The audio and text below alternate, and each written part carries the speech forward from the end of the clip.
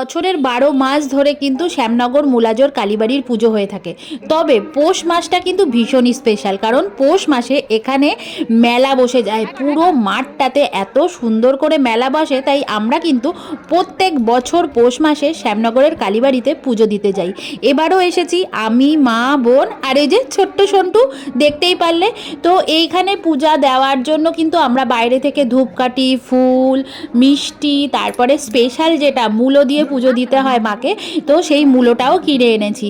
চলো, মন্দিরের ভেতরে তো তোমাদের দেখাতে পারবো না, কারণ মন্দিরে ক্যামেরা অ্যালাউ নেই। তাই আমরা পুজো দিয়ে এসে এবার কিন্তু দাঁড়িয়ে রয়েছি সবাই, একটুখানি উপোস করেছিলাম তাই প্রসাদ খেয়ে নেব। আর এখানকার মন্দির তো তোমরা অনেকেই জানো, ভীষণই জাগ্রত মন্দির। তো সেই মন্দিরে আমরা পুজো টুজো দিয়ে এবার একটু মেলা ঘোরার পালা। তোমাদেরকেও মেলা ঘোরাবো, তবে পরের ভিডিওতে। এখন চলো আমরা একটুখানি ভালো করে সেলফি তুলে নিই। এই দেখো, মা কিন্তু ফটো তুলতে দাঁড়িয়ে পড়ছে। এবার পালা আমার। তো